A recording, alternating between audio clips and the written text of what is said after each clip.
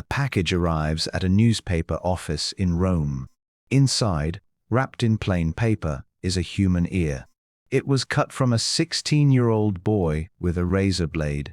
The boy's name is Getty. His grandfather is the richest man alive on Earth, worth, by some counts, $6 billion. And when the ransom note arrives asking for less than 1% of that fortune, the richest man in the world says no. This is not a story about how the Getty family made $2 billion. It's a story about what $2 billion made of them. Jean Paul Getty was born in 1892 in Minneapolis, the only child of a lawyer who had traded courtrooms for oil fields. His father, George Getty, headed to Oklahoma and struck it rich, and the boy grew up half in the grime of the business, half in the comfort it brought. In 1914, his father handed him $10,000 and told him to go find his own well. It didn't take long.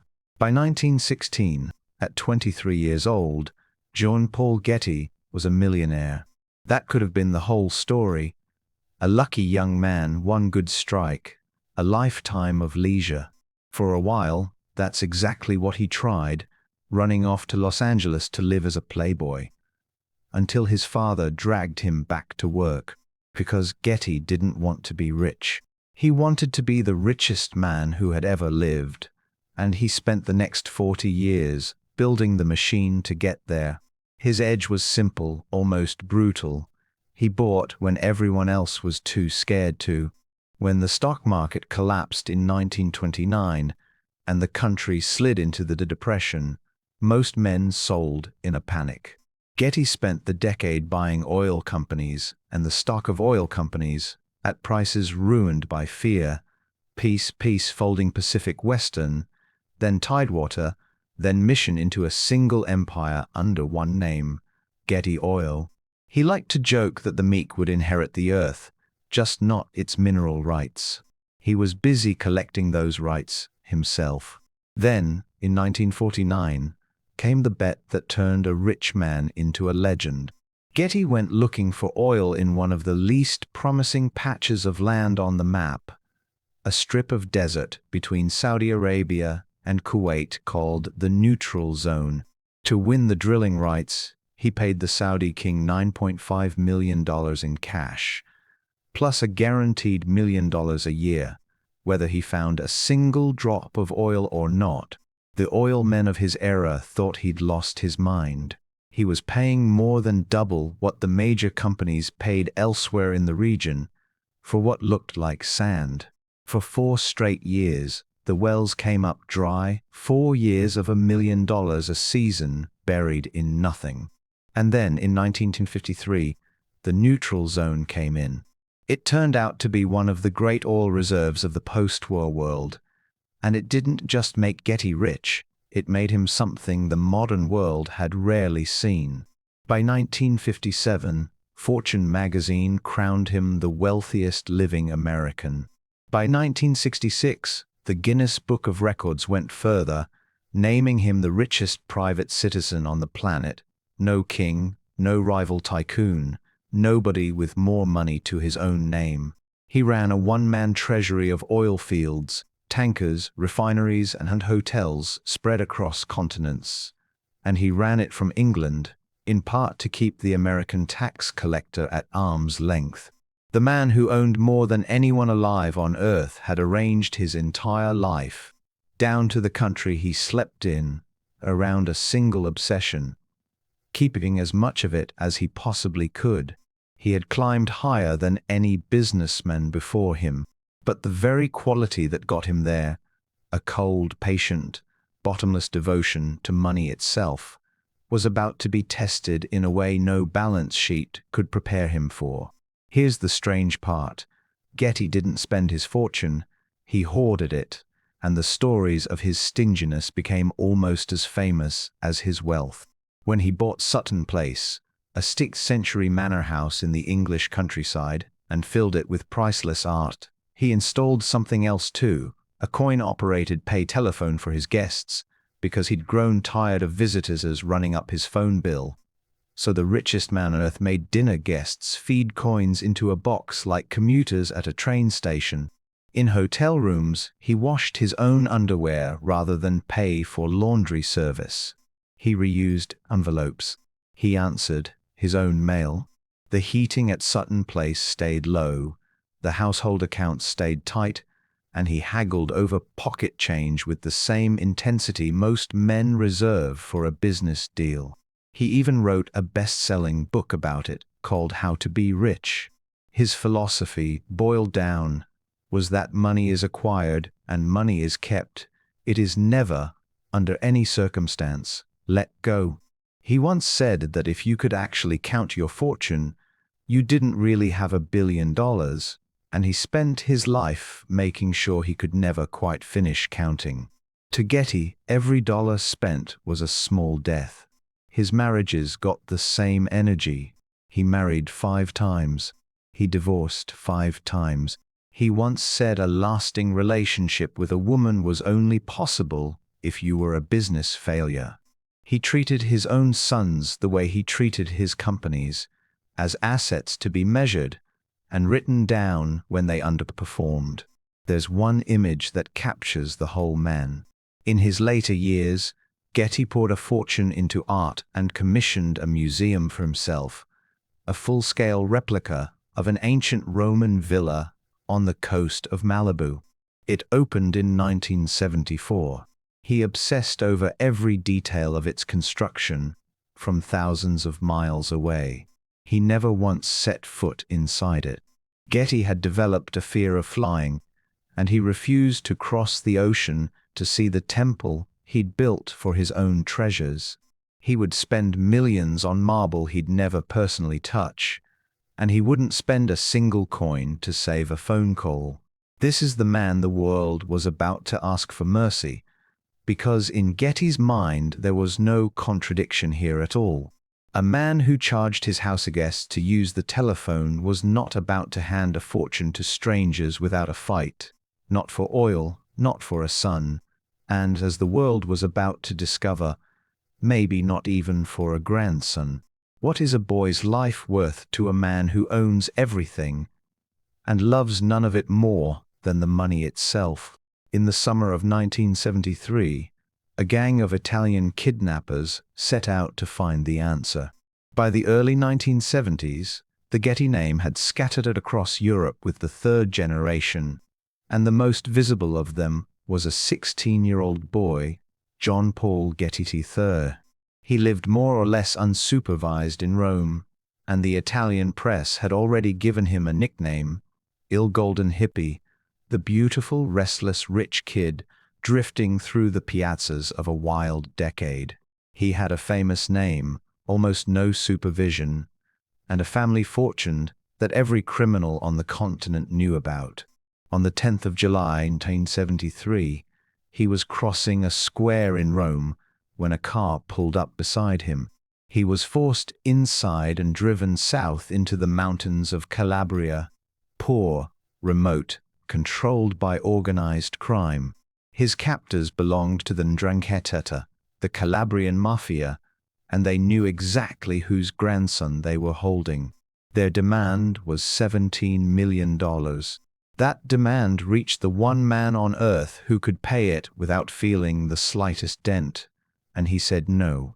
When reporters asked him for a reason, Getty gave an answer that would follow him for the rest of his life.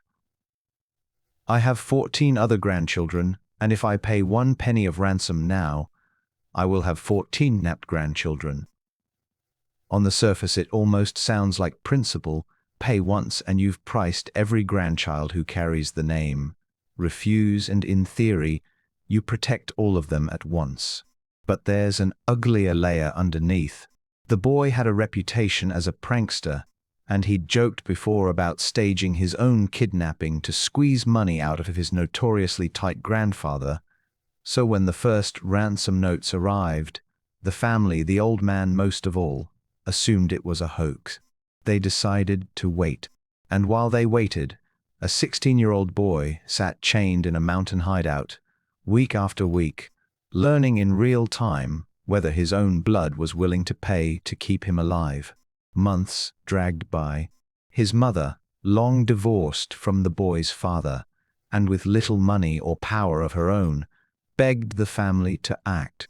She got nowhere. The old man in England held every card, and he wasn't playing one. So in the autumn, the kidnappers decided to prove they weren't bluffing. With a razor, they cut off the boy's right ear. They wrapped it with a lock of his hair and mailed it to a Rome newspaper with a warning. "This is the first ear. There will be more if the money doesn't come." And then, in one of the darkest ironies in this entire story, the package got caught in an Italian postal strike. For nearly 3 weeks, the severed ear of the richest boy in the world sat undelivered in a mail sack, while his family waited and the clock on his life kept running. When it finally arrived, and the photographs hit the newspapers, the hoax theory collapsed in a single afternoon. The old man agreed to talk terms. Here is the moral center of the entire story. Worn down and frightened, the kidnappers lowered their demand to roughly $3.2 million. Jean Paul Getty, the richest private citizen alive, agreed to pay $0.2 million of it, not $1 more. His reasoning was precise, almost clinical. $2.2 million was the maximum amount his accountants told him he could write off on his taxes. The remaining balance, the part that wasn't deductible, he didn't gift, he loaned it to the boy's own father, his own son, at 4% interest. A boy is chained in a cave with a fresh wound where his ear used to be, and the deal that finally frees him is structured, down to the decimal, around a tax write-off and an interest-bearing loan to the boy's own father. To be fair to Getty, there's a real argument in his defense. With more than a dozen grandchildren scattered around the world, a rich man refusing to pay fast may genuinely have been trying to avoid a price tag on every child who shared his name, and that's cold logic. But it isn't crazy logic. What it doesn't explain is the 4% interest. A principled stand against kidnappers doesn't require charging your own son interest on his son's ransom. The deterrent might have been real, the stinginess was more real, and the boy is the one who paid for the difference: 5 months in captivity, an ear taken with a razor, and a fact he would carry for the rest of his life, that his grandfather ran the numbers on his rescue and chose the cheapest option the law allowed. On December 15, 1973, 5 months after he was taken, John Paul Getty III was found alive at a gas station in southern Italy, 17 now, and missing an ear. When he called his grandfather to thank him for the ransom, the old man refused to come to the phone. Justice, in the end, was as thin as everything else in this story. Most of the ransom money was never recovered. 9 people were arrested. Only 2 were ever convicted, and the men believed to have ordered the kidnapping walked free. To the outside world, this looked like a happy ending. The worst of it hadn't even started yet. To understand what happened to that boy after his rescue, you have to understand the world that raised him, a world where the money flowed without limit, and almost nothing else did. Start with his father, John Paul Getty II, who'd inherited a piece of the empire and a life of total freedom, and used that freedom to disappear into addiction. In the 1960s, he and his glamorous young wife, Talitha, became fixtures of Rome's jet-set scene, famous for their parties, their style, their long golden season in Marrakech, and also, by the end, deep into heroin. In July of 1971, 2 years before the kidnapping, Talitha Getty was found dead in their Rome apartment. She was 30 years old, cause of death a drug overdose. Her husband fled Italy, afraid of a criminal investigation, and vanished into a reclusive, narcotic haze in London for years. This was the father who was in no state to save his son when the ransom demand arrived. The pattern was set long before that ear ever reached the newspaper. Unlimited money, and no structure to hold anyone upright. And the cruelest proof of that pattern was what happened to the boy himself. John Paul Getty III survived his kidnapping. He did not survive his family. The 5 months in captivity had marked him in ways no surgeon could repair. His ear was later reconstructed, but the deeper wound never was. He drank, he used drugs, chasing the same oblivion that had taken his stepmother and swallowed his father whole. In 1981, at 25 years old, it caught up with him. He swallowed a mixture of Valium, methadone, and alcohol, and his body went into liver failure and suffered a stroke. He survived that too. What happened afterward was, in some ways, worse. The stroke left him a quadriplegic, paralyzed, nearly blind, and unable to speak, his mind still working, trapped inside a body that would never answer it again. He lived that way, under round-the-clock care, for 30 more years. Before the drugs took his body, he'd married and had a son of his own, Balthazar Getty, who would grow up to become an actor, so the bloodline carried on. But the man himself was gone from his own life for 3 decades before he died in 2011 at the age of 54. 3 generations, a grandfather who wouldn't pay, a father lost to heroin, and a grandson kidnapped, mutilated, and then slowly destroyed from the inside by the freedom his family's fortune had bought him. There's one small thread of grace in this chapter.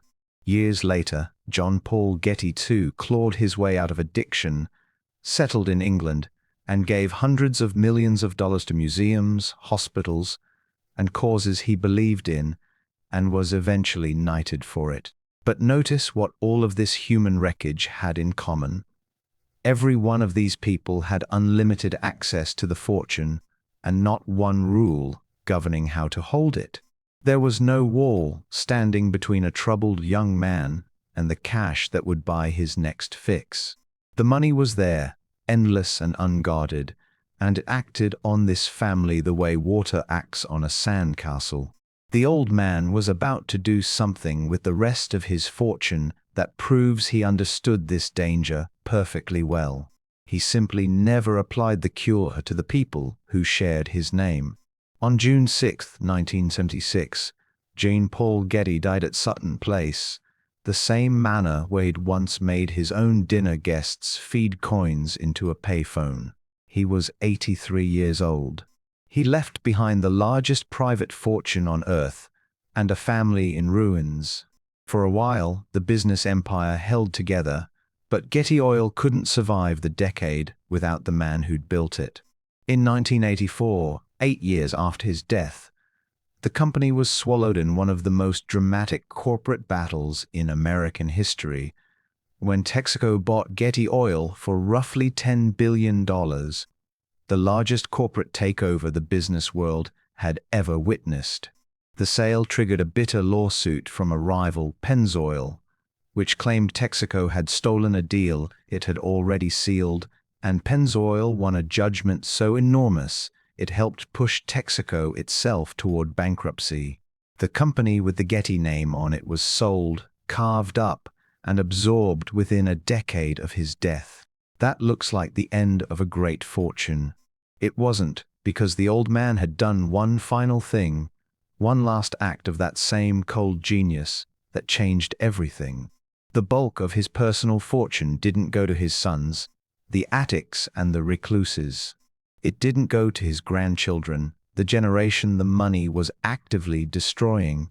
Just under $660 million in Getty Oil stock went to an institution, the J. Paul Getty Trust. The part of the fortune he walled off from his own bloodline was placed under professional management, kept invested, and left alone to grow for half a century. As of its most recent reporting, the J. Paul Getty Trust sits on an endowment of roughly $8.5 billion, the richest art institution on the planet, wealthier than any museum on Earth, funding galleries, research, and conservation that hasn't shrunk since the day he died.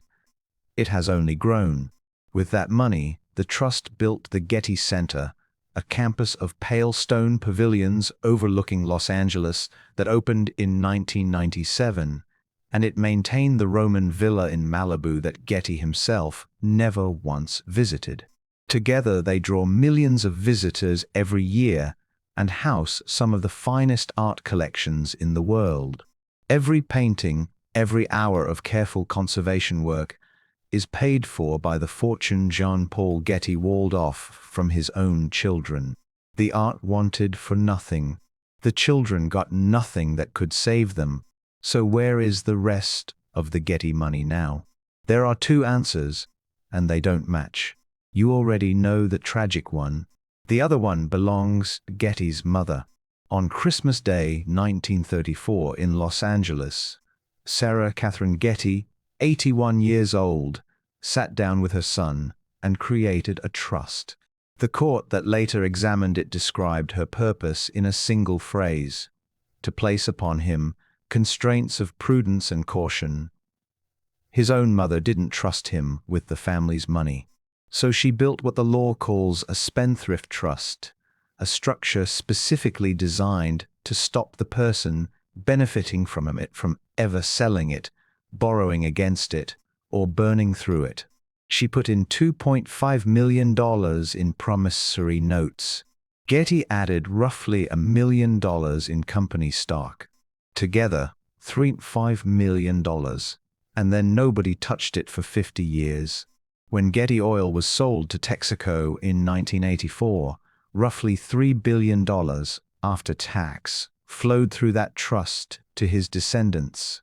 $3.5 million became $3 billion, call it 900 times over, and not one Getty had to lift a finger to make it happen.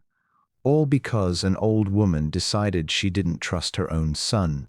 The heirs who were handed structure stayed wealthy. Getty's son Gordon, 92 and still living, is worth roughly $5.5 billion by Forbes' most recent count. A grandson, Mark Getty, co-founded the photo agency that still carries the family name today. The Gettys did not vanish. Their rank is a different story. In 2015, Forbes placed the Getty family 56th among America's wealthiest at $5.4 billion. They haven't appeared on that list since, not because they lost money, but because Forbes moved the bar. Making the list today requires $10 billion, and the Gettys simply don't clear it anymore. The fortune held, it just stopped growing fast enough to keep pace with the country that made it.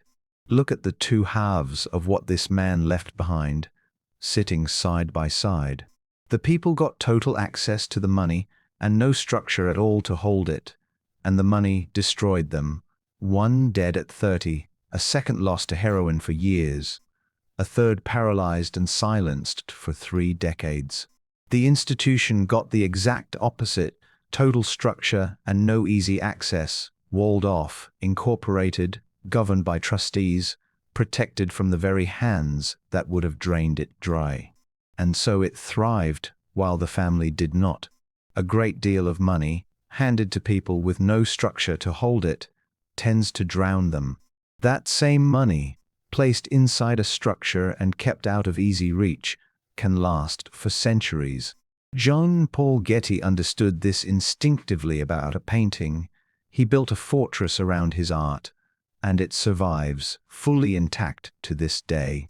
What he never understood, or never cared to apply, was that his own grandchildren needed exactly the same kind of protection the paintings got. They never once received it. Go back for a moment to that morning in Rome, the ear in the package, the old man's flat refusal on the phone. Behind the cruelty of it, and it was cruel, stands a man who spent his entire life learning to love the things that last more than the people who don't. He protected the money. He protected the art. His trust above everything he protected. But he wouldn't spend 2 coins to save a phone call, and he wouldn't spend a single dollar past what his accountant allowed to save his own grandson's ear. In the end, Jean Paul Getty got exactly what he protected. The museum on the hill still stands above the ocean, filled with masterpieces, close to immortal. The trust his mother forced on him kept his children wealthy for 50 years. And the one thing he never built a wall around, the family itself, is the one thing that broke. The trust is the monument he wanted. The family is the verdict he earned. Here's the twist that turns this from one family's tragedy into something bigger. That trust his mother built, the one that saved his children from him, was signed in 1934. In that exact same year, on the other side of the country, the son of the richest man in American history sat down and built the same kind of wall around his own family's fortune. He didn't wait for a crisis to force his hand. He chose it himself before disaster ever arrived. And today, that family sits on the Forbes list of America's richest, in its 7th generation, worth an estimated $12.5 billion. One family was saved by a mother who didn't trust her son. The other was saved by a son who didn't trust the money at all. That story of the fortune that got it right from the very beginning is next.